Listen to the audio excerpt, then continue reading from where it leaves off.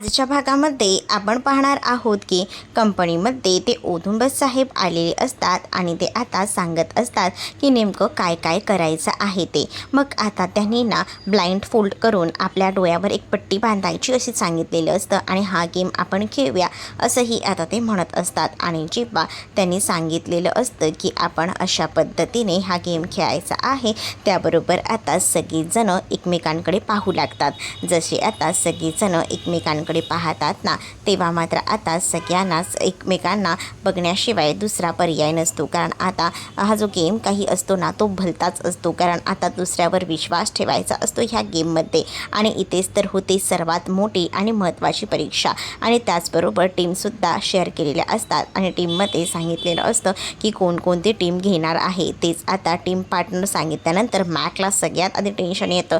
कारण मॅक विचार करतो की बापरे, हे आपल्यासोबत काय घडलेलं आहे. कारण त्याने कधीही असा विचार केला नव्हता की त्याच्यासोबत या सगळ्या काही गोष्टी घडतील. आणि त्यामुळे तो थोडासा असा बाचकत होता. कारण त्याला आता त्या समायरासोबत हे सगळं करायचं नव्हतं. पण आता काय करणार, समायरावर विश्वास ठेवावा लागत होता. पण समायरावर विश्वास ठेवून उपयोग नव्हता. कारण त्यांनी तिला खाली पाडून दिलेलं होतं. जसे आता तो खाली पडतो तसं तो आता तिच्याकडे पाहू लागतो. तेच आता दुसरीकडे हे सगळं होत असताना मॅक म्हणत असतो की बाप रे बाप, माझं कंबरडं मोडलं असं बोलून तो आता हसू लागतो. तेच आता प्रत्येकजण ऑफिसमधले एक एक करून पुढे येतात. कारण त्या सरांनीच प्रत्येकाची टीम अशी बनवून दिलेली असते आणि तीच टीम आता हळूहळू पुढे येते. मग तेच आता इथे जेव्हा पुढे बोलवलं जातं जय आणि त्याचसोबत इथे असणाऱ्या शरूला, तेव्हा आता यांनी सांगितलं जातं की चला आता तुम्ही या पुढे. मग आता जे दोघांनाही बोलवलं जातं तेव्हा ते दोघंही जण एकमेकांकडे बघत असतात. जसे ते आता दोघंही जण बघतात तेव्हा ऑलरेडी शरूने त्याला सांगितलेलं असतं की तुम्ही माझ्यावर डोळे झाकून विश्वास ठेवू शकता. म्हणून मग आता जयने शरूवर विश्वास ठेवलेला होता. तेच आता शरू जयला म्हणत असते की चला आता तुमच्यावर संधी आहे बघा. मग आता तिने त्याला बरोबर आपल्या हातामध्ये झेललेलं होतं. जसं आता ती झेलते तसं आता तो तिच्याकडे पाहू लागतो. आणि तेव्हा ती म्हणत असते की मी तुम्हाला म्हटलं होतं की तुम्ही माझ्यावर विश्वास ठेवा म्हणून. आता बघितलात का विश्वास? मग खरंच या सगळ्याची उपरती इथे असणाऱ्या या खरं तर जयला आलेली होती. जयने आधी कोणावरच विश्वास ठेवला नव्हता. आता त्याला शरूवर विश्वास ठेवावासा वाटत होता.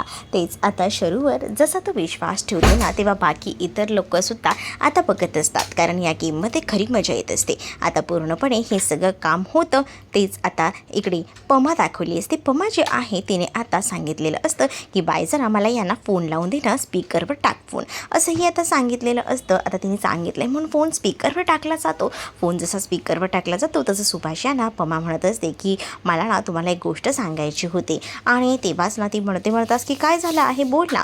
मग तेव्हा ती म्हणत असते खरं तर त्या मोरी वहिनी नाही का, त्यांनी मला छत्री दिली होती. हां, मग त्यांचं काय बोल, पुढे बोल काय झालं आहे ते. मग त्यांच्या खरं तर सुनेचा जो मुलगा आहे त्याचा 1 वर्षाचा वाढदिवस आहे आणि त्यासाठी आपल्याला खूप मोठी ऑर्डर आली आहे.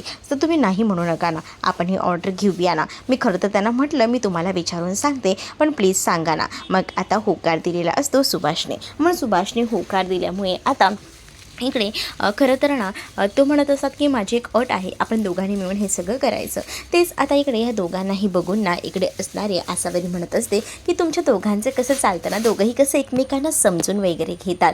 मग तेव्हा इकडे आता जी पमा आहे ती म्हणते की उलट आहे गौतम हे तुला किती समजून घेतो बघ गौतम तुझ्यासाठी किती काय करतो. एवढ्या मोठ्या घरातला तो तरी तुझ्यासाठी कामावर जायला लागला आहे, किती छान आहे आता एक मला काम कर, मोरे बहिणींना कॉल करून दे, त्यांच्याशी बोलून घेते. इथे आता आसावरी विचार करत असते की खरंच गौतम किती चांगला आहे. तेच आता जय आणि शरू हे कामावर असतात आणि त्याच वेळेला आता जय आणि शरू कामावर असताना शरूला जय म्हणत असतो की चल आता अजून किती उशीर करणार आहेस, ऑलरेडी खूप उशीर झालेला आहे. मग तेव्हाच शरूला जय म्हणतो की आता काय ऑफिस बंद व्हायची वाट बघतेस का, मग परत सगळेजणं गेलेलेच आहेत ऑलरेडी आणि आता लाईट्स गेली की आपण इथेच बंद पडू. तेव्हा आता शरू म्हणत असते की हो जाऊया. जय आता तिला थँक्यू बोलत असतो. त्यावर शरू म्हणते की थँक्यू नेमकं कशासाठी ते तरी सांगा मला. मग आता तो तिला म्हणतो की असंच काहीसं समज, पण आता त्या थँक्यूचं कारण म्हणजे त्याचं नेमकं उत्तर काय आहे ते ऐकायचं असतं. पण इकडे काही या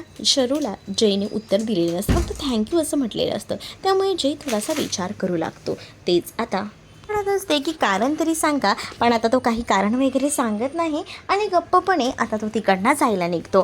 तेच आता दुसरीकडे शरूला माहिती असते की ह्याने थँक्यू वगैरे कशाला म्हटलं आहे, कारण तो पडणार होता आणि त्यांनी सावरलं होतं ना, त्यासाठी तो तिला थँक्यू बोलला होता.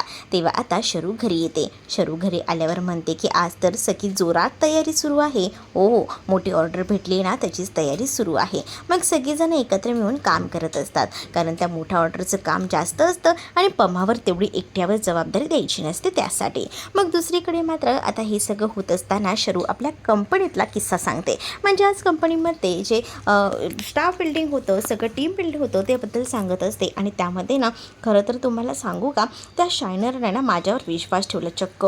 नाही तर तो शायनर ना एक नंबरचा खडूस आहे, अगदी ना आपल्या आईसारखा. पण आपली आई ना एकदम समजून घेते, पण तो घेत नाही. तेव्हाच ना हे सगळं पमा ऐकत असते. पमा म्हणत असते, काय चाललंय, काय बोलतेस तू हे सगळं, आणि तुला कळतं का तू कोणाबद्दल बोलते? अगं तो माणूस किती चांगला आहे, आणि तुला एक गोष्ट म्हणून सांगते की तो तुझ्या बहिणीचा मोठा धीर आहे. त्याच्यामुळे बोलताना ना नीट बोलायचं, त्यांच्याशी आदराने बोलायचं, कळलं का? असं देखील पम्माने आता सांगितलेलं असतं. शरू आता शांतपणे ऐकते. तेच इकडे आजी आणि त्याचसोबत बिंदू आता एक अशी सिरियल पाहत असतात ज्यामध्ये रोणाधोणा असतं, आणि त्याचबरोबर ती एक सिरियल जी आहे ती अगदी चाळीतली असते. म्हणजे त्याच्यामध्ये चाळीतलं सगळं दाखवलं जात असतं. आणि त्यामुळेच ना तेजस्विनी येते. तेजस्विनी म्हणते की काय चाललं आहे तुमच्या लोकांचं, काय बघताय, मिडल क्लास मेंटॅलिटी, अरे जरा काहीतरी चांगलं बघा.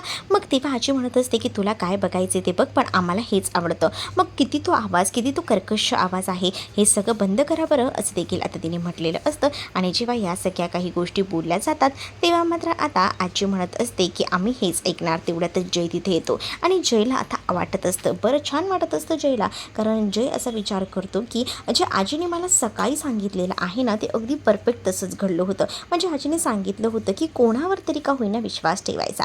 आजीचं ऐकून ना त्याने आज विश्वास ठेवलेला होता खरं तर त्या शरूवर, आणि शरूवर विश्वास ठेवल्यामुळे आज त्याला विश्वास कसा असतो ह्याचं नेमकं कारण कळलेलं होतं. आणि त्यामुळेच त्याला आता भारी वाटत होतं आणि तो रिलॅक्स करत होता. आणि तेव्हाच त्याचा मूड जो आहे तो एकदम छान होता, हे सुद्धा आजीला कळतं. आजी त्याला विचारते की आज काय झालं आहे, आज एकदम मूड फ्रेश दिसतोय तुझा. तेव्हा तो म्हणतो की आजी तूच मला सकाळी काही गोष्टी शिकवल्यास, त्याच माझ्या लक्षात आहेत. मग कशाबद्दल बोलतोयस? विश्वासाबद्दल. हो हो, मी विश्वासाबद्दलच बोलतोय. आणि तेव्हाच ना त्याला आठवतं की आज त्याने शरूबरोबर घालवलेला तो प्रसंग. त्यानंतर आता जेव्हा जय तिकडनं जातो तेव्हा तेजस्विनी जयकडे बघत असते. पण तिला ना थोडासा डाऊट येत असतो. तेच इथे जय ना स्माइली फेस करून जात असतो आणि हे सगळं गौतमने पाहिलेलं असतं. गौतम त्याला विचारतो की काय काय दादा, काय चाललंय, काय आजकाल जरा हसत जास्त असतोस. गौतमला सुद्धा ना जयवर संशय येत असतो. जय काहीतरी थातूरमातूर कारण देतो जातो. तेवढ्यातच इकडे मस्तपैकी आता चहा खारी खायला बसलेली असते शरू, आणि सोबतच बाकी इतरही असतात. आसावरी जी आहे ती मात्र आता आपल्या आईला मदत करत असते. तेवढ्यातच आता शायनरचा फोन आलेला असतो, म्हणून हॅलो शायनर बोलला.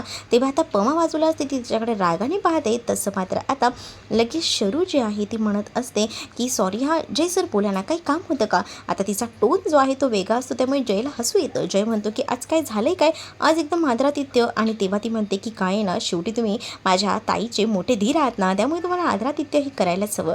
आणि तेव्हाच ना, अच्छा तू घरच्यांसमोर मला तेवढं आदर करतेस हे मला कळतंय, असंही आता तो म्हणत असतो. आणि तेव्हा तो सांगतो की एक महत्त्वाची मीटिंग आहे चौधरींसोबत, सो आपल्याला कॉल करायचा आहे. सर ती म्हणते की ठीक आहे सर, तुम्ही लिंक पाठवा, मी हे लिंक जॉईन करते आणि मग आपण अटेंड करूया. हे फोन ठेवल्यानंतर आता शरूला हसू येतं. शरू म्हणत असते की बापरे, हे किती जड जातं हे बोलणं. तेव्हा आता सगळीजणं शरूकडे पाहून हसत असतात. तुम्हाला हा भाग कसा वाटला हे कमेंटमध्ये मला नक्कीच सांगा. आणि अशाच नवनवीन भागांसाठी आपल्या चॅनलला सुद्धा सबस्क्राईब करायला विसरू नका.